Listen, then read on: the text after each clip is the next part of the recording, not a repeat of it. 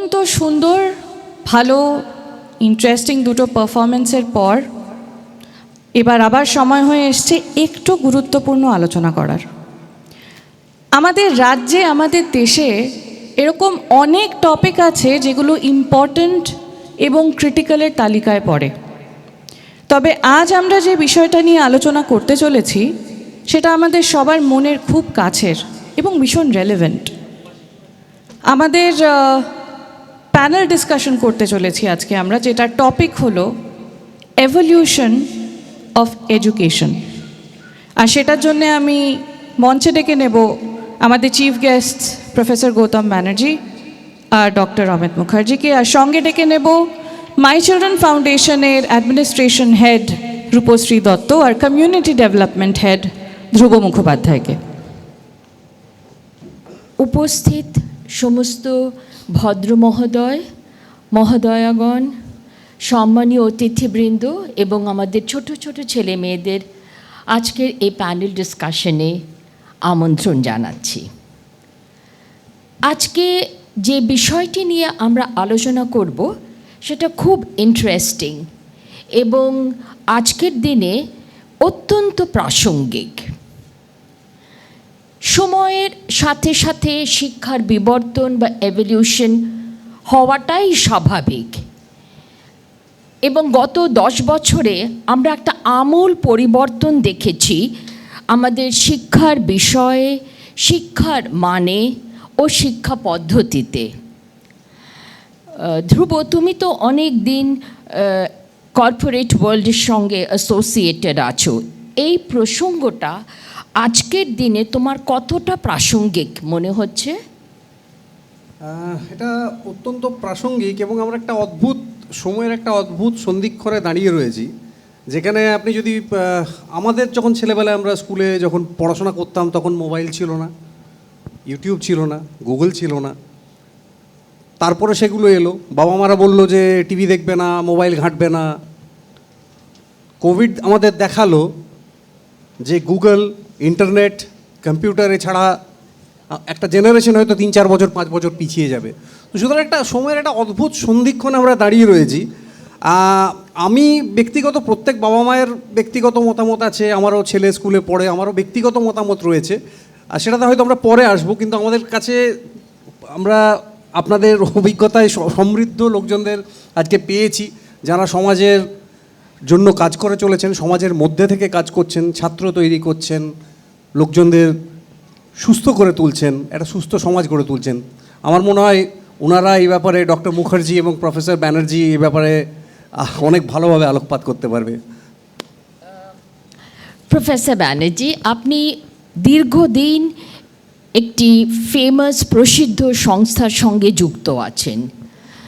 অনেক গুরুত্বপূর্ণ পদে থেকে, অনেক কাজ থেকে আপনি এই শিক্ষার বিবর্তন বা এভলিউশনটা দেখেছেন এবং এর ফলে কতটা প্রভাবিত হয়েছে ছেলে মেয়েরা।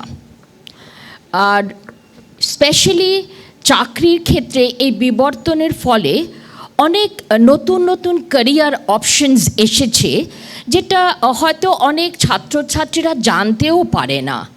তো এই ব্যাপারে যদি আপনার অভিজ্ঞতা থেকে যদি কিছু আলোকপাত করেন। দেখুন, আমি শিক্ষা জগৎ থেকে কিন্তু আমার কেরিয়ার শুরু করিনি। আমি একজন বেসিক্যালি ইঞ্জিনিয়ার, সেখান থেকে সরকারি আমলা হয়েছি, সেখান থেকে পাবলিক সেক্টর চালিয়েছি অনেকগুলো। তারপরে আমার শিক্ষায় আসাটা হচ্ছে বেসিক্যালি আমি লিখতাম এবং সেই লেখার থেকে মন্ত্রীতন্ত্রীদের সঙ্গে মাঝে মাঝে ঝগড়া ঝামেলা হতো, কারণ আমার কলমটা লোকে বলতো অ্যাসিড পেন।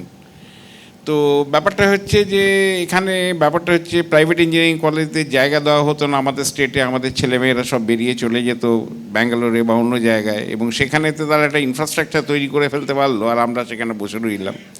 এই নিয়ে ঝগড়া মাঝখানে তখনকার তৎকালীন শিক্ষামন্ত্রী একটা ওপেন ফোরামে আমায় বলেছিলেন, হাতে কলম থাকলে লিখে দেওয়া যায়, কিছু করে দেখাও তারপরে বলো।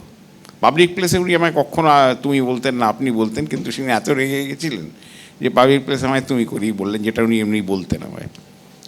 তো আমি চ্যালেঞ্জটা নিয়েছিলাম এবং তারপরে ইঞ্জিনিয়ারিং কলেজে আমি তৈরি করি। এবং ব্যাপারটা হচ্ছে এখনও অবধি আপোষ করিনি, এটা আশেপাশে সবাই জানেন। কিন্তু যে বিবর্তনের কথাটা আপনি বলছেন, বিবর্তনটা এমন ড্রাস্টিক যেটা আমরা নিজেরা বুঝে উঠতে পারছি না। এখন চ্যাটজিপিটির যুগে ছেলেদের মেধা তৈরি করব কোন দিকে, সেটা আমরা কিন্তু যারা শিক্ষার সঙ্গে কানেক্টেড আছি আমরা নিজেরাই জানি না। ব্যাপারটা হচ্ছে যে আগে জানা যেত যে অঙ্কের বেস থাকলে সব কিছু ভালো হয়, এখন কিন্তু সে কনসেপ্টটাও পাল্টে যাবে। কারণ অঙ্কের যে প্রয়োজনীয়তা সেগুলো মেশিন করে দেবে, সেগুলো নিজের জানার অত ডেপথে কোনো প্রয়োজনই হবে না। তো সেই জন্যে ব্যাপারটা হচ্ছে যে কাজের উপযোগিতা চাহিদা কি আছে। আগেকার দিনে বাবা মারা বলে দিতেন এটা কর, এটা করলে ভবিষ্যতে এই সুযোগ পাবি, যেটা আপনি আমায় প্রশ্নটা করলেন সেই দিক থেকে কিছু আলোকপাত করার জন্যে আমি দুঃখিত। কারণ ব্যাপারটা হচ্ছে এখনকার যে নতুন প্রজন্ম আসছে তাদেরকে আমরা বলতে পারবো না, কারণ তাদের সময় যে চেঞ্জগুলো আসবে সেই সময়গুলো আমরা হয়তো দেখতেও পাবো না। কিন্তু এই চেঞ্জগুলো হবে এবং তার সঙ্গে যারা অ্যাডপ্ট করে নিতে পারবে তারাই কিন্তু প্রতিযোগিতায় টিকতে পারবে। আমার মনে হয় মানসিক দৃঢ়তাটা তৈরি করাটা অনেক বেশি জরুরি এখনকার শিক্ষার্থীদের জন্যে। যে পরিবর্তন আসবে, জীবনে অনেকগুলো ধাক্কা আসবে, সেই ধাক্কাগুলো কত সহজে আমরা মাইগ্রেট করতে পারি এই জিনিসটা যদি তাদের শেখানো যায়, তারা কিন্তু অনেক ডিফিকাল্ট সিচুয়েশান পার করতে পারবে। এবং এটা আমি আমার নিজের জীবন থেকেও বলছি, আমি যে যে চ্যালেঞ্জ করেছি, আমি জীবনে যতগুলো চেঞ্জ করেছি প্রত্যেকটা চেঞ্জ করেছি একটা জিনিস মোনোটোনাস লাগছিল বলে। এবং সেখানে বলেছি কিন্তু যে নতুন চ্যালেঞ্জ যেগুলো আসছে সেগুলো কিন্তু আমার আগের অভিজ্ঞতার সঙ্গে মেলেনি। সেখানে কিন্তু সিদ্ধান্ত নিতে, এবং সিদ্ধান্তটা যে সবসময় ঠিক হবে এরকম নয়, কিন্তু সিদ্ধান্তটা ভুল হতে পারে, কিন্তু সেই ভুলে ভেঙে পড়লে চলবে না। সেখান থেকে শিক্ষা নিয়ে আবার উঠে দাঁড়াতে হবে এবং আবার নতুন করে যাত্রা শুরু করতে হবে। এই বোধটা যদি তৈরি করতে পারি আমাদের পরবর্তী প্রজন্মের মনে, আমার মনে হয় আমরা সবচেয়ে ভালো শিক্ষাটা দেবো। আমাদের এখনও যে জিনিসটা আমাদের হয়, আমাদের প্রজন্মে অবশ্য সেটা ছিল না। এখনকার প্রজন্ম হচ্ছে ছেলে কত নম্বর পেয়েছে সেটা নিয়ে তারা পাগল হন। নম্বরে কোনো লাভ হয় না, মৌলিক চিন্তা এটা কিন্তু সবচেয়ে বেশি জরুরি। একটা জিনিস আমি পড়লাম, সেটাকে আমি কোথায় প্রয়োগ করতে পারবো তার জায়গা যদি খুঁজে না পাই, সে পড়াটাই আমার বৃথা হলো। জীবনের বহু পড়া আছে যেটা হয়তো আমার সঙ্গে সঙ্গে প্রয়োগ করতে পারছি না, কিন্তু আমার মনের একটা কোণে সেটা রয়ে গেল। ভবিষ্যতে যেদিন প্রয়োজন হবে সেই প্রয়োজনটাকে যখন আমি সেটাকে যদি কোরিলেট করতে পারি আমার যে জিনিসটা আমি শিখেছিলাম তার সঙ্গে, তাহলেই কিন্তু আমি আমার বেস্টটা দিতে পারবো। এবং সেটা শুধু আমার জন্যে নয়, সবাইয়ের জন্যে সেটা অত্যন্ত কার্যকরী হবে এবং তারা মানে সেরকমভাবে রেকগনিশনগুলো জীবনে পাবে। আরেকটা জিনিস বলি, এখন পড়ায় যে বিবর্তনটা আসছে তাতে হচ্ছে কি সায়েন্সের সঙ্গে এই গ্রুপ চলে, এই গ্রুপ চলে না, অতএব এই সাবজেক্টগুলো পড়ার মানে যাবে না। আমি এখানে আমার একটা নিজের কথা বলতে পারি। আমি যখন ইঞ্জিনিয়ারিং পড়ি, নকশাল মুভমেন্টের সময় আমরা প্রায় 1 বছর পিছিয়ে গেছিলাম, মানে কিছুই হয়নি, কলেজ পুরো বন্ধ ছিল। আমি সেই সময় জার্নালিজম পড়বার জন্য খুব চেষ্টা করেছিলাম। ক্যালকাটা ইউনিভার্সিটির নিয়ম ছিল ইংলিশে অনার্স না হলে বা ইংলিশে অন্তত পাসে খুব ভালো নম্বর না থাকলে জার্নালিজমে ভর্তি করা হয় না। ইঞ্জিনিয়ারিং ডিগ্রির কোনো দাম নেই সেখানে। এবং সেখানেতে ভাইস চ্যান্সেলরের সঙ্গে আমার খুব মানে হিটেড ডিবেট হয়। এখন অবশ্য সেগুলোকে তুলে দেওয়া হয়েছে। এখন পড়ায় বর্তমান প্রজন্মে কোনো অসুবিধে নেই।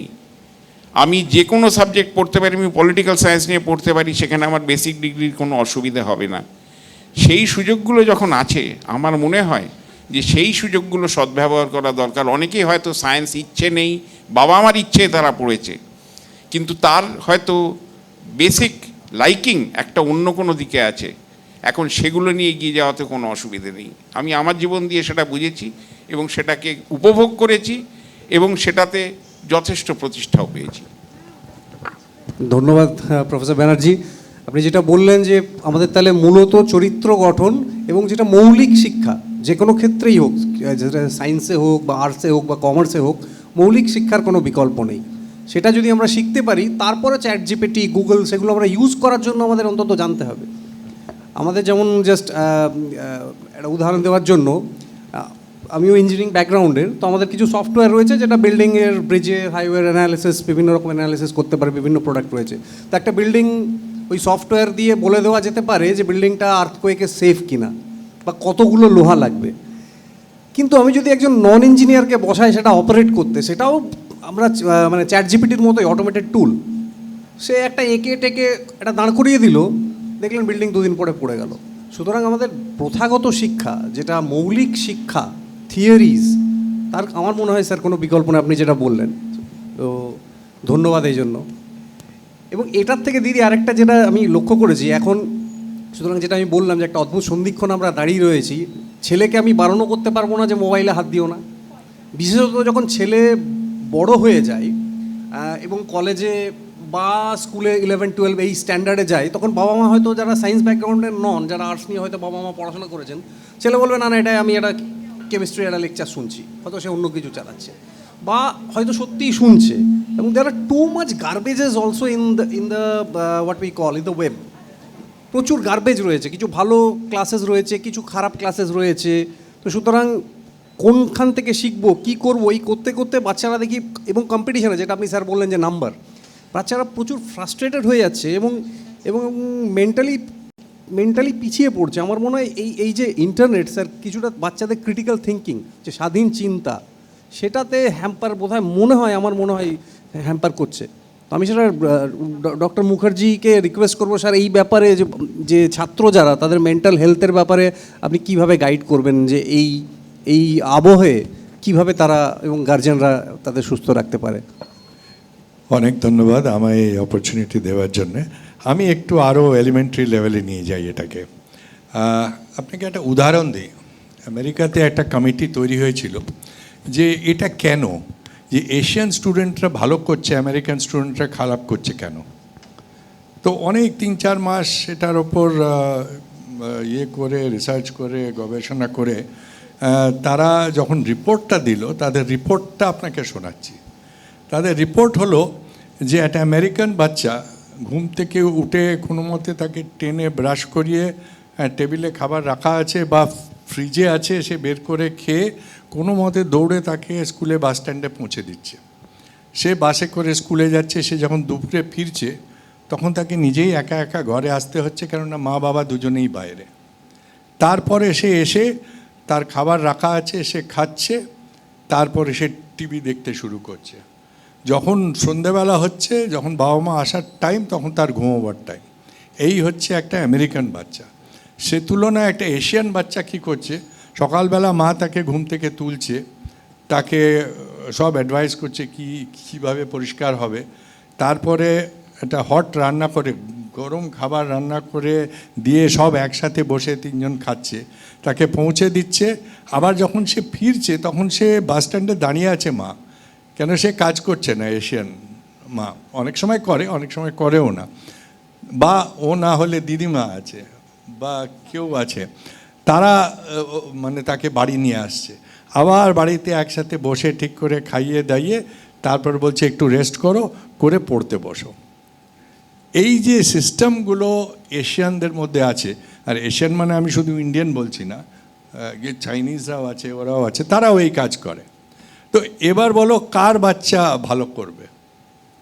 তা আমার মনে হয় শিক্ষার একটা বড় মূল জিনিস আমরা হারিয়ে ফেলছি।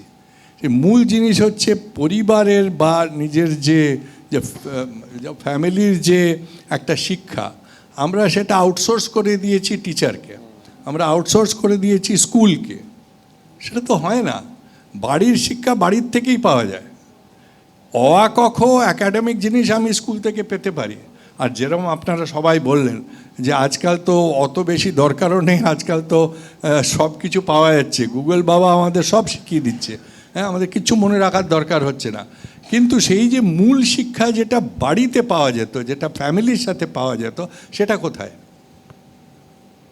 সেটা শুধু এমন একটা মানুষ তৈরি করতো যে এই যে কথাগুলো বলছেন, এই যে যত আছে আজকালকার টেকনোলজি, সেটা ইউজ করার ক্ষমতাও তার আছে, আবার আঘাত পেলে আবার উঠে দাঁড়াবার ক্ষমতাটাও আছে। আজকে আনফর্চুনেটলি আমি এত সুইসাইড দেখছি বাচ্চাদের মধ্যে। হ্যাঁ, পরীক্ষায় ফেল করলাম, ওখানে করলাম, একটা বকুনি খেলাম, সে সুইসাইড করে নিল। এটা আমি তো মানে বুঝতে পারি না যে আমাদের শিক্ষা পদ্ধতির কী গড়বড়, যে আজ পর্যন্ত একটা ছোট বাচ্চাকে এটা শেখানো হয় না যে সব সময় লোকে সাকসেসফুল হয় না। হ্যাঁ, কখনো কখনো ফেলিয়ার হয়, কিন্তু আমি ফেলিয়ারকে অ্যাকসেপ্ট করি কী করে? যদি পরিবারের সাথ থাকে তাহলে ফেলিয়ারটা ওরাই বলে দেয় যে না ঠিক আছে, একবারে হলো না, কই বাত নেই, হ্যাঁ আসছে বারে ঠিক হবে। তো সেই শিক্ষাগুলো আমরা হারিয়ে ফেলেছি। আর আমার মতে এভলিউশন যদি সত্যিকারের এডুকেশনে হওয়া উচিত, তাহলে আমাদেরকে ফিরে যেতে হবে সেই পরিবারের যে শিক্ষাটা, সেই যে মানে কমফর্ট জোনটা, সেই যে সুন্দর যে একটা মানে তাতে দুঃখ পাওয়ার কিছু নেই যে আমি কি করে শিক্ষা দেব, তারা তো অনেক শিক্ষিত, আমি কিছু জানি না। আরে আমি যা জানি সেটা তো দিতে পারি। আমি হয়তো নিশ্চয়ই, আর্টস পড়েছি, নিশ্চয়ই। সে হয়তো সায়েন্স পড়ছে, তাতে কিছু যায় আসে না, সেটা শুধু অ্যাকাডেমিক্স।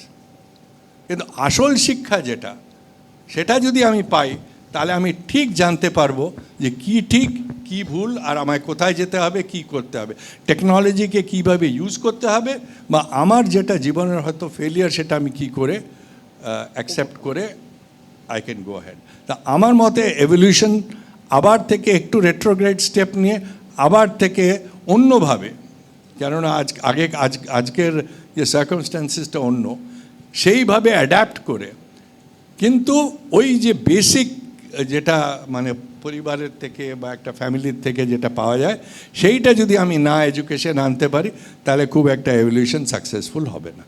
মানে যেটা বললেন আপনি, আমরা বাংলায় যাকে বলি ভিত গোড়া থেকে শক্ত হওয়া, তার জন্য পরিবার, কালচার এবং থিওরিটিক্যাল নলেজ অবশ্যই আমাদের গ্যাদার করতে হবে। এবং আপনি যথার্থ বললেন যে প্রচুর মেধাবী স্টুডেন্টরা সুইসাইড করে, কারণ স্যার যেটা বললেন, প্রফেসর ব্যানার্জি যেটা বললেন যে নম্বর নম্বর নম্বর, একটা পরীক্ষায় সে হয়তো 95 পেয়ে অভ্যস্ত, কোনো পরীক্ষা একটু খারাপ হলো, 85 পেলো, গলায় দড়ি দিয়ে ঝুলে দিল। মানে এইটা মানে দুঃখজনকভাবে অনেক বাবা মারা ওই ছেলে নম্বর কত পেলো এটা নিয়ে প্রচুর উদ্বিগ্ন। একটা পয়েন্ট আমি মিস করে গেছি স্যার। বাবা মার প্রতি আমার একটা রিকোয়েস্ট থাকবে, নিজের জীবনে আমি যেটা পাইনি সেটা সন্তানের মাধ্যমে পেতে হবে, এই জিনিসটা মাথার থেকে একদম ঝেড়ে ফেলতে হবে। একদম। আমার যে সন্তান, তার মেধা অন্য কিছু হতে পারে, আমি হয়তো জীবনে সুযোগ পাইনি, আমার পারিবারিক চাপ ছিল, সেই জন্য আমি হয়তো অনেক কিছু করতে পারিনি, সেটা কিন্তু যদি আমি সন্তানদের উপর চাপিয়ে দিই, তার থেকে বড় ভুল আর কিছু হতে পারে না। ছেড়ে দিন, তাদের নিজের সিদ্ধান্ত নিতে দিন, তারা যা করতে চায় করতে দিন, শুধু দেখবেন যে তারা যেন বিপথে না যায়। বিপথে মানে কি বলছি, যে ব্যাপারটা হচ্ছে অন্য কোনো আবেগের বশবর্তী এমন কিছু না করে যেটাতে তার সঙ্গে কম্প্যাটিবিলিটি নেই, সেটা হলে তাদের সঙ্গে আলোচনা করুন খোলাখুলি, কিন্তু কখনো চাপিয়ে দেওয়ার চেষ্টা করবেন না, এবং কখনো নিজেদের দুঃখ প্রকাশ করবেন না যে ছেলে ইঞ্জিনিয়ার হলো না বা ডাক্তার হলো না, এই জন্যে যে খুব কষ্ট পাচ্ছেন আপনি, এটা কিন্তু সন্তানদের সামনে কখনো দেখাবেন না। তবে এটাও সত্যি কথা, অ্যাজ প্যারেন্টস আমরাও কিন্তু ভীষণ কম্পেয়ার করি, ওর ছেলে এটা হলো, আমার ছেলে ডক্টর হতে পারলো না। আমি যে কথাটা আপনার ওপেনিং স্টেটমেন্টে বলেছিলাম, যে ব্যাপারটা হচ্ছে আমাদের বললাম শ্রমের মর্যাদা আমরা দিই না। আজকের আমার ছেলে যদি ডাক্তার বা ইঞ্জিনিয়ার না হয়, তাতে আমি বাকি আমার মানে আত্মীয় স্বজন বা আমার বন্ধু বান্ধবের কাছে আমি ছোট হয়ে গেলাম, Exactly. এই ধারণাটাই হচ্ছে সমস্ত ভুল। একদম। সমাজটা সব কিছুকে নিয়ে একটা গোষ্ঠীবদ্ধভাবে চলে, সেখানে কিন্তু প্রত্যেকের মূল্য আছে, এবং সেই মূল্যটা আমরা বুঝি না, কিন্তু বুঝি যখন বিপদ আসে তখন কিন্তু আমরা বুঝি বিপদটা কোথায় আমরা তৈরি করেছি। এক্স্যাক্টলি। একদম একদম। একটা জিনিস আরও আমি অ্যাড করতে চাই যে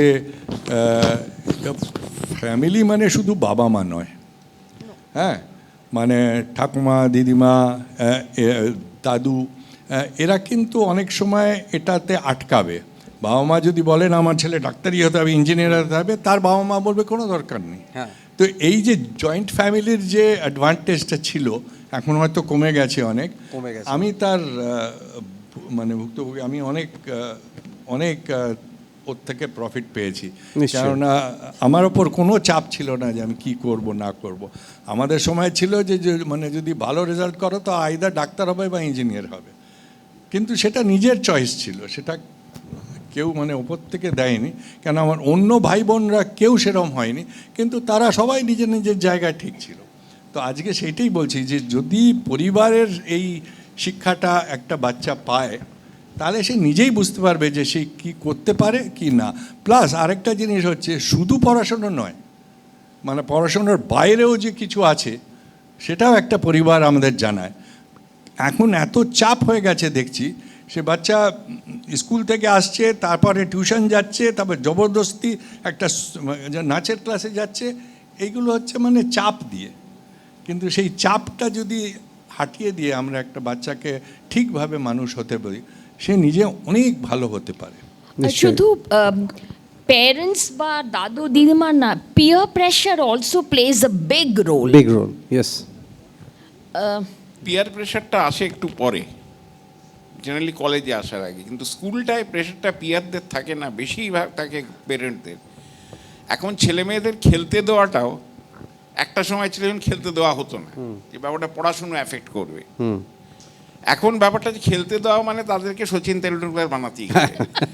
একদম, মানে একদম, ব্যাগ একদম। ছেলের থেকে ভারী হলেও কোনো অসুবিধা নেই, অসুবিধা সেটা নেই। নিয়ে রোববার সকালে এখন আপনি দেখবেন ঠিক, যে ব্যাপারটা ঠিক, গার্জেনদের ভিড়, এবং ব্যাপারটা যে ছেলে আজ কি ভালো শট মেরেছে হ্যাঁ, ওটাই। সেটা নিয়ে ওরে তারিফ বাবা। করানোর চেষ্টা, সেটাও চলে।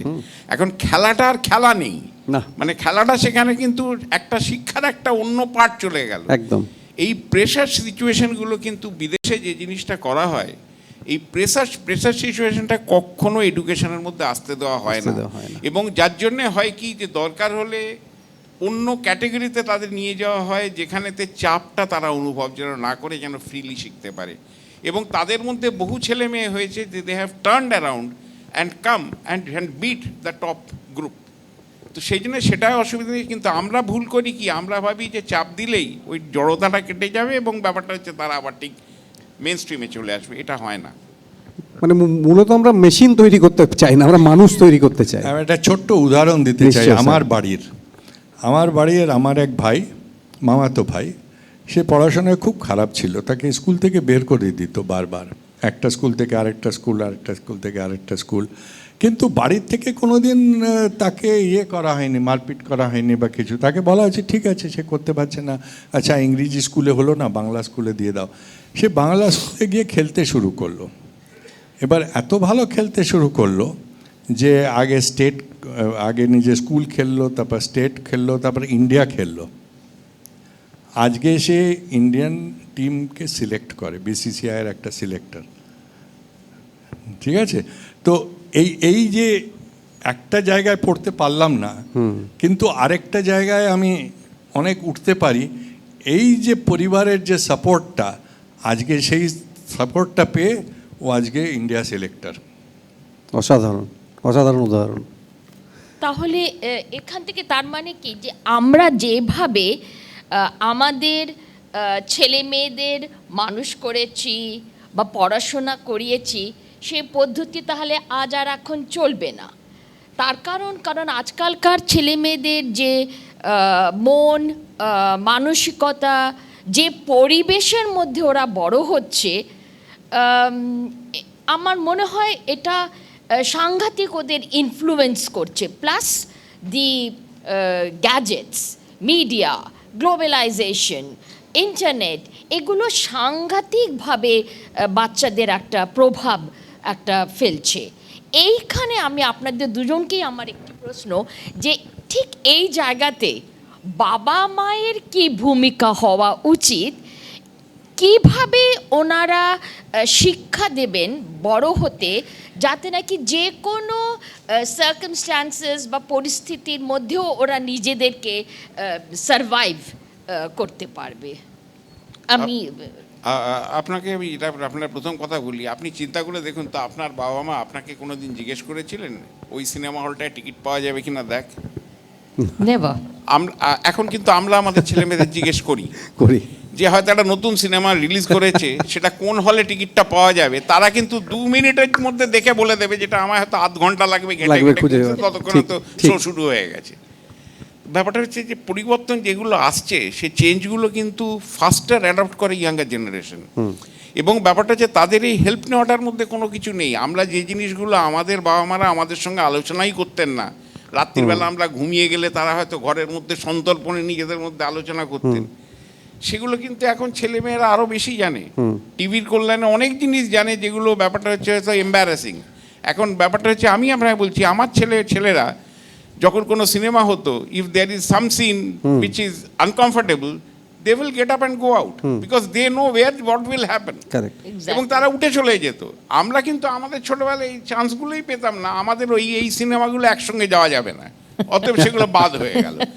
তো এই বিবর্তনটা কিন্তু অটোমেটিক, এটা আপনাকে বলতে হবে না, কিছু করতে হবে না, এটা যুগের সঙ্গে অটোমেটিক্যালি এই চেঞ্জগুলো এসে যাবে।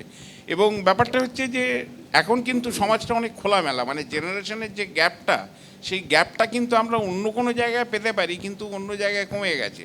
এখন ছেলের গার্লফ্রেন্ড নিয়ে তার সঙ্গে কথা বলাটা একটা বাবা মার পক্ষে খুব অবনক্সাস জিনিস এরকম নয়, কিন্তু it is a very natural one, এবং সেটা অ্যাকসেপ্টেড অলসো ইন ফ্যামিলিজ। তেমনি সমস্ত জিনিসের শিক্ষার ক্ষেত্রেতেও আমি আমার ছেলে মেয়েদের সঙ্গে যেরকম ব্যবহার করি, এটা কলেজ গোয়িং, কারণ ব্যাপারটা যারা 18, 20, 22 বছর যাদের বয়স, দে আর গ্রোন আপ পিপল, আমি তাদের সঙ্গে মজা করি, ঠাট্টা করি, কিন্তু ব্যাপারটা হচ্ছে যে এই চেঞ্জগুলো যদি না করি তাহলে কিন্তু তাদের সঙ্গে মিশতে পারবো না, এবং তাদের যে মেজর প্রবলেমগুলো সেগুলো তাদের ভেতর থেকে বেরোবে না, সেগুলোর জন্যে কিন্তু দরকার। যার জন্য ব্যাপারটা হচ্ছে যে আমার এরকমও হয়েছে ঘটনা, একটা মেয়ে বিয়ে করতে চাইছে না, আমি ওনাকে বলছিলাম, এর বসে বসে নিচে কথা বলছিলাম, ব্যাপারটা হচ্ছে একটা বিয়ে করতে চাইছে না, বাবা মা জোর করে যাচ্ছে, বলছে আমাদের রাত্রির ঘুম ছুটে গেছে, এত বয়স হয়ে গেল, 34 বছর বয়স হয়ে গেল, এখনো বিয়ে করবি না।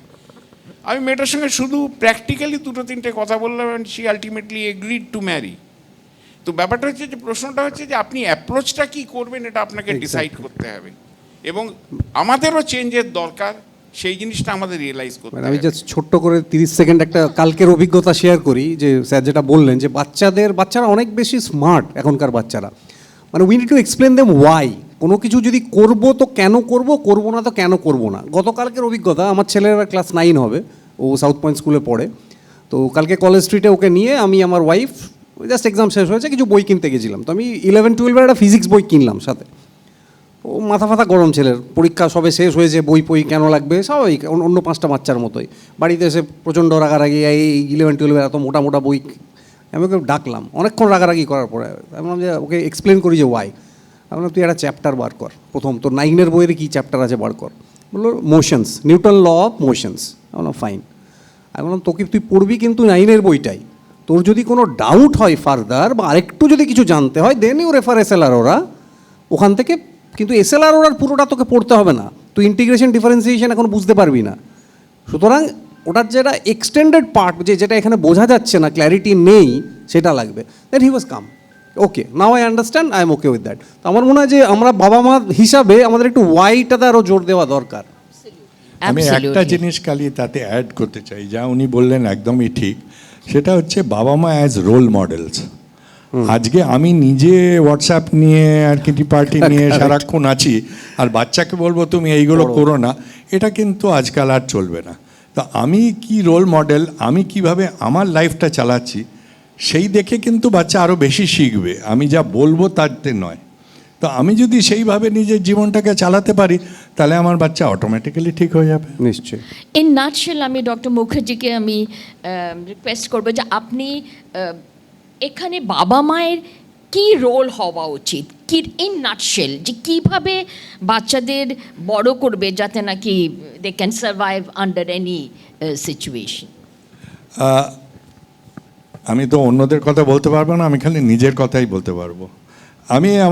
আমার একটি মেয়ে, তো আমি আমার মেয়েকে কিন্তু প্রথম থেকেই আমি যেগুলোতে কৃতিত্ব হতে পারিনি, আমি যাতে ফেল করেছি, আমি সেগুলো কিন্তু অনেস্টলি শেয়ার করেছি। আর যেখানে যেখানে কিছু হয়েছে সেগুলোও শেয়ার করেছি, কিভাবে সেটা হয় যেটা আপনি বললেন, ওটাও শেয়ার করেছি। তো তার কাছে অপশন হয়ে গেল যে আমি যদি কিছু ভালো করতে চাই তাহলে এইভাবে করতে পারবো, হ্যাঁ, বা আমি যদি ফেলও করি তো কোনো অসুবিধে নেই। তো তাতে হলো কি অ্যাটলিস্ট আমার মেয়ে সেইভাবে দাঁড়িয়েছে নিজে, যে ওর কোনো লাইফে ওই ইয়েগুলো নেই, যে ওরম ধারা কিছু নেই যে আমি এটা ফেল করলে সোসাইটিতে আমার বাবার নাম খারাপ হয়ে যাবে, বা nothing like that. It's so open, so casual, and at the same time আমি নিজে যেগুলো ওকে আমি চাই না যে ও করে, যেমন অল দ্য টাইম হোয়াটসঅ্যাপ বা বন্ধু বান্ধব বা ড্রিঙ্কিং বা সোশ্যালাইজিং, সেগুলো আমি যদি না করি বা করি উইদিন এ সার্টেন লিমিট, তো তাহলে সেও তাই শিখছে। তো আমার মতে রোল মডেল হওয়াটা আমাদের অনেক বেশি দরকার। তার থেকে যে শিক্ষাটা আমরা বাচ্চাদের দিতে পারি সেটা কোনো একাডেমিক্যালি আমরা সেটা করতে পারবো না। তার মানে আমরা আমাদের থট প্রসেসটা we cannot impose upon our children, let them think freely. About you professor Banerjee, আপনার কি advice to all the parents or the would be parents here? একটা কোনো ফিক্সড কিছু সেট করে দেবেন না নিজেদের সন্তানদের নিয়ে। ব্যাপারটা হচ্ছে আজকের দিনে অনেক জিনিস যেগুলো আমরা হয়তো আমাদের সময় জানতামও না, এখন বাচ্চাদের অনেক রকম এলিমেন্টস থাকে। আমি শুনে অবাক হয়ে যাচ্ছি। ব্যাপারটা হচ্ছে যে যেগুলো আমাদের সময় কোনো শুনিনি, ব্যাপারটা হচ্ছে সেগুলো এখনকার দিনে কিন্তু আইডেন্টিফাইড হয়। সন্তানকে নিজের মতন ছেড়ে দিন, শুধু দেখুন বেসিক ভ্যালুসের শিক্ষাটা যেটা দিয়েছেন সেটা যেন প্রপার থাকে, তারা যেন দাঁড়িয়ে বোল্ডলি ডিসিশন নিতে পারে যে এটা ন্যায় এটা অন্যায়। এই বোধটুকুনি যদি তৈরি করে দেওয়া যায়, আমার মনে হয় না কোনো মানুষ থেমে থাকবে, এবং জীবনে ওঠা পড়া সবগুলোই থাকবে, কিন্তু তাতে আপনার সন্তানকে নিয়ে আপনার কোনো দিন অসম্মান ফেস করতে হবে না। কিন্তু ব্যাপারটা হচ্ছে যে সম্মানটা পাওয়ার জন্য তাদের যদি এমন রাস্তায় র্যাট রেসে নামান প্রথম থেকে, তাতে কিন্তু ডিসঅ্যাপয়েন্টেড হওয়া ছাড়াও যেটা আরও মারাত্মক ভয়ের ব্যাপার, যদি বিপদগামী হয় সন্তান, তখন কিন্তু বাকি জীবনের জন্য একটা অনেক বড় কষ্টের জায়গা আপনাদের জন্য থাকবে। সেই জন্যে কখনো প্রতিযোগিতায় নিজেদের সন্তানকে কোনো প্রতিযোগিতায় নামাবেন না, নিজেরাও কোনো প্রতিযোগিতায় যাবেন না, তাদের সুস্থভাবে বেড়ে ওঠার সুযোগটা করে দিন। Thank you so much. একটা জাস্ট আপনাদেরকে নিশ্চয়ই। যেটা আমি বললাম, আমি যেটা প্র্যাকটিস করি নিজে, যে রোজ সকালে উঠে আমি নিজের হৃদয়কে জিজ্ঞেস করি যে, বা আমার সাথে কথা বলি নিজের সাথে, যে আমার কি করা উচিত কি করা উচিত নয়। মনটা অনেক কিছু বলবে, কিন্তু সেটাকে একটু চুপ করিয়ে যদি ভেতরের ইয়েটা শুনি, এই যে পদ্ধতিটা, এটা যদি আমি পাস অন করতে পারি আমার নেক্সট জেনারেশনকে, তারাও যদি নিজের হৃদয় শুনে মানে কাজ করে, তাহলে সবসময় ঠিক কাজই করবে। এখানে আমি করি এটাই করি, কিন্তু অন্যভাবে করি। আমি রাত্রিরে শোয়ার সময় চিন্তা করি সারাদিন যা কাজ করেছি কোথায় আমি ভুল করেছি, এবং যেটা ভুল করেছি পরের দিনের প্রথম কাজ তার কাছে আমায় বলা যে আমি এটা ভুল করেছি, আমি এটা ঠিক করিনি, এবং দিনটা তখন শুরু করি বড় প্রফুল্লভাবে এবং বড় আনন্দের সঙ্গে। এটা আজও করি। আমার ছেলে মেয়েদের প্রত্যেককে আমি এই শিক্ষাটা দিয়েছি যে সারাদিন একবার চোখটা বন্ধ করার আগে নিজে চিন্তা করবে সারাদিনে কোনো কাজের জন্য তুমি রিগ্রেট করো কি না। যদি করো, অ্যাট ফার্স্ট অপরচুনিটি যদি কারোর তাতে কোনো ক্ষতি হয়ে থাকে মনে করো, বা মানসিকভাবে কেউ কষ্ট পেয়েছে, তার কাছে সেটা নির্দ্বিধায় ক্ষমা চাও। তার মানে rectification, apology, it plays a big role. uplifts, self analysis. It's not only a correction phase, it's also a direction phase. আমি এরপর কি করব? এটা করলেই মানে স্যার যেটা বললেন যে কোনটা ন্যায় কোনটা অন্যায় বাচ্চারা নিজেরাই বুঝতে পারবে, আর বাবা মাকে তাদের পিছনে বলতে হবে না এটা কর এটা করিস না। Absolutely, absolutely. And এবং I'm আইকিউ এর থেকে, যেটা এখন আইকিউ এর থেকে ইকিউটা যে বেশি জরুরি, যেটা সায়েন্টিফিক রিসার্চ এখন ডক্টর ড্যানিয়েল গোলম্যান এবং ম্যানেজমেন্ট থিওরিতে পড়ানো হয়, স্যাররা যেটা সহজ করে বললেন ঠিক, ঠিক। যে ওটার মাধ্যমেই অ্যাকচুয়ালি যেটা আমরা স্যাররা চরিত্র গঠন, যেটা আমরা আমাদের এনশিয়েন্ট সেজেসরা বলে আসছেন যে চরিত্র গঠন, that's basically uplifting your EQ. Exactly, বই পড়ে হয় না, এগুলো হয় না, এগুলো দেখে দেখে শিখতে হবে। কিছুটা কামিং ডাউন দি লাইন, সেটা থেকেও শিখতে হবে। আর কোনো কোয়েশ্চেন নেই আপনাদের? কি কারোর কোনো কোয়েশ্চেন যদি থাকে, আমরা একটা কি দুটো কোয়েশ্চেন নিতে পারি। কারোর কোনো প্রশ্ন থাকলে হাত তুলতে পারেন। আমি ডক্টর স্যারকে এই প্রশ্নটা করছি যে ওই যে একটু আগে বললেন না যে বাচ্চার থেকে ওদের ন্যায় অন্যায়ের দিকটা পরিষ্কার করে দিতে হবে। স্যার, ন্যায় অন্যায়ের কোনো কি নির্দিষ্ট সংজ্ঞা বা কোনো ডেফিনেশন আছে আদৌ? আর আমরা যদি প্রথম থেকে বাচ্চাদের ন্যায় অন্যায়গুলোকে বেছে বেছে আলাদা করে দিই, তাহলে কি ওদের ওই বাচ্চা বয়সের স্বতঃস্ফূর্ত চলাটা কি ধাক্কা খাবে না? এক। দুই, স্যার আপনি বললেন একটু আগে যে ছেলেদের কোনো নির্দিষ্ট পথে তাদেরকে ছেড়ে দিন, তারপরেই আপনি বলছেন যে স্যার আপনি আপনার ছেলেদের শিক্ষা দেন রাত্রে, আপনি যেটা করেন যে রাত্রে শোয়ার আগে ঠিক করে নেয় যে কোনটা ঠিক কোনটা ভুল, তারপরের দিন সেই ভুলটা বাদ দিয়ে ঠিকটা করা। এটা আপনি বললেন, এটা কন্ট্রাডিক্টরি। না, আমি বলেছি অন্য। আমি বলেছি রাত্রির বেলায় আমি সারাদিন যা কাজগুলো করেছি তার মধ্যে কোনোটা আমি ভুল সিদ্ধান্ত নিয়েছি কি না, কাউকে কষ্ট দিয়েছি কি না সেটা চিন্তা করি, এবং যদি আমার মন বলে যে না আমি এটা ভুল করেছি, পরের দিন প্রথম সুযোগে তার কাছে আমি মাপ চাই এবং বলি যে আমি সেটা ভুল বুঝেছিলাম, সেই জন্য সে আমার অ্যাকশনটা ভুল ছিল। তারপরেই আপনি বললেন যে আপনি আপনার ছেলে মেয়েদেরও এই শিক্ষাটা দেন। না, আমি ছেলে মেয়েদের শিক্ষা দিইনি। আমার 2 ছেলে, আমি তাদের কোনো শিক্ষাই দিইনি। আমার স্ত্রী তাদের শিক্ষা দিয়েছেন, আমি কিচ্ছু দিতে পারিনি। আমি আমার কেরিয়ার নিয়ে এত ব্যস্ত ছিলাম, আমি স্বীকার করছি যে আমি কিছু করিনি। তারা দুজনেই কৃতি, সেই সব অর্থে খুব অত্যন্ত কৃতি তারা সন্তান, কিন্তু আমি তাদের তৈরি করিনি, আমার স্ত্রী করেছেন এবং তার নিজের কেরিয়ার বিসর্জন দিয়েছেন ছেলেদেরকে দাঁড় করাবার জন্য। তাহলে সেই আমি কিন্তু অন্যের ছেলে মেয়ে তৈরি করে গেছি। Thank you sir. নমস্কার স্যার, ম্যাডামদের, আমার সমস্ত দর্শক বন্ধু শ্রুতিবৃন্দদের। আমি আসলে জানতে চাইছি যে আমরা কিছু করতে চাইবো আমাদের পক্ষ থেকে, যদি আপনাদের কিছু সাহায্য করতে পারি বা, আর এই যে এই ধরনের অনুষ্ঠানগুলো মানে আমাদের খুব ভালো লাগছে। আমরা এখন সবাই পরিণত বাবা মা, কীভাবে আরও এগিয়ে যেতে পারি, মানে আমাদের আরও আগামী প্রজন্মকে আমরা যেন আরও সুসমৃদ্ধ করতে পারি, এটাই আমার বক্তব্য। নমস্কার। আচ্ছা, আমি এটার উত্তর দিই। প্রথমত, আপনারা এই যে অনুষ্ঠানটাতে যোগদান করেছেন, এর মাধ্যমেই আপনারা কিন্তু সহযোগিতা করতে শুরু করেছেন। আরও যারা রয়েছে এখানে হলে, প্রত্যেকে যারা রয়েছে, এটা একটা পজিটিভ ভাইব বা একটা, আমি যেটা বলবো, পজিটিভ মুহূর্ত তৈরি করছে, সেটা ছড়িয়ে যাবে। স্যার যেটা বললেন, পুরি কায়নাত উনকো মিলানে কি কোশিশ করতি হ্যায়।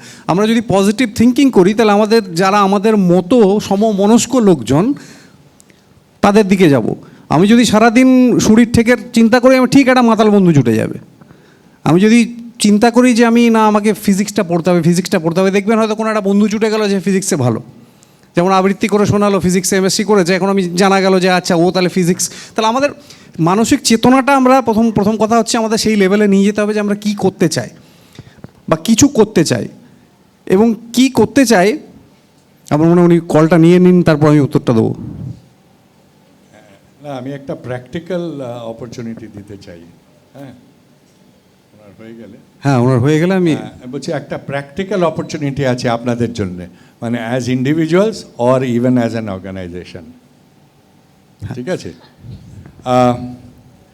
ম্যাডাম, আপনাকে সম্বোধন করছি। আপনি এটা জানতে চাইলেন যে আপনি কি করতে পারেন, তো আপনাকে আমি একটা অপরচুনিটি দিচ্ছি। অপরচুনিটি হচ্ছে, সুন্দরবনে একটা টাপু আছে যেটা ডুবে যাচ্ছে।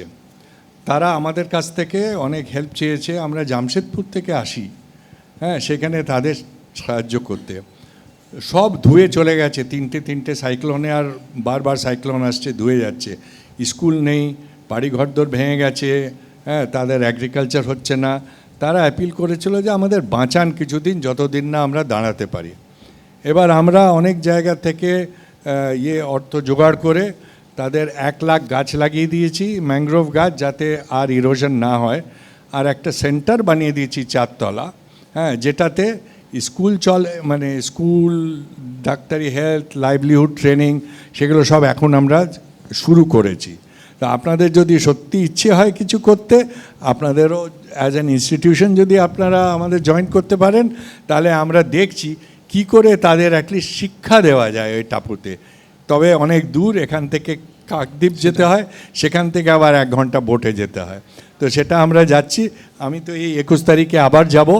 তো আপনারা যদি তাতে যোগদান দিতে পারেন তাহলে খুব ভালো হয়। এটা ছাড়াও স্যার যেটা বললেন সেটা তো একটা রইল, আপনি নিজে ভাবুন যে আপনি কি করতে চান, কোনটা আপনার পক্ষে সম্ভব। যদি আপনার পক্ষে সম্ভব না হয় যাওয়া, আপনি খুব ছোটোভাবে শুরু করতে পারেন। আপনার যদি মনে হয় আপনার বাড়িতে একটা কাজের লোক রয়েছে, তার বাচ্চাটিকে আপনি পড়ান, পাড়ার 4টে ছেলেকে পড়ান। আপনি কি করতে চান সেটাই সবথেকে গুরুত্বপূর্ণ। আপনার এক ভদ্রলোকের কথা বলি, আমার এক ছাত্রীর বাবা, তিনি সিবিআই অফিসার ছিলেন, কম্প্রোমাইজ করেননি কিছু জায়গায়, চাকরির থেকে বহু আগে রিটায়ারমেন্ট নিয়ে নিয়ে শুধুমাত্র পেনশনে চালাতেন, মারা গেছেন ভদ্রলোক দিন 15 আগে। সে ভদ্রলোক মারা যাওয়াতে কত লোকের যে কত ক্ষতি হলো সেটা বুঝতে পেরেছিলাম ওর শ্রাদ্ধে গিয়ে। একটা ছোট্ট সাধারণ শ্রাদ্ধের অনুষ্ঠান, সেখানেতে অন্তত 100-150 লোক, মানে তারা সমানে কেঁদে চলেছে অযোধ্যায়, এবং এত লোককে যে হেল্প করতেন তার মেয়েও জানতো না। এবং তারপরে মেয়ে বলছে আমি এতদিন লোককে সাপোর্ট করব কি করে, এখন যদি সাপোর্ট করার দরকার হয়, কারণ বাবার কাজটা আমি ছেড়ে দিতে চাই না। সেখানেতেই তার কয়েকজন বন্ধু মিলে they decided they will form a society and through that they will help. তাই আমি বলছি আপনাকে, প্রতি মুহূর্ত কিছু কিছু সময় আমাদের একটা অদ্ভুত অদ্ভুত ঘটনা কিছু আছে যেগুলো আমাদের প্রভাবিত করে। আজ সকালে এসে আমি জানি আপনারা কতটা আনন্দ পেয়েছেন, কিন্তু আমি বলবো আমার মধ্যে একটা অনেক বড় পরিবর্তন ঘটছে, যে ইয়াং জেনারেশনের এতজন লোক এতটা সুন্দর জিনিস চালিয়ে চলেছে, এটা দেখেও ভালো লাগলো। এবং বলছি অনেক একটা পজিটিভ ভাইব নিয়ে আমি এখান থেকে যাচ্ছি। যে ব্যাপারটা হচ্ছে যে এখন যারা বলে যে কিছু হচ্ছে না, তাদের অন্তত বলতে পারবো যে লোকে করছে, নিজেদেরই সামান্য সময়টুকুনি সেটুকুনি কিন্তু দিচ্ছে সমাজের জন্যে এবং কিছু চিন্তা করে। সেটাই হচ্ছে একটা বিরাট বড় প্রাপ্তি আমার। সেই সব কিছুই মন থেকে আসতে হবে, জোর করে চাপালে বা ও করছে আমাকেও করতে হবে ওটা করলে চলবে না। Thank you so much doctor Mukherjee, professor Banerjee, and I am sure আপনারা সবাই অনেক কিছু জানতে পারলেন।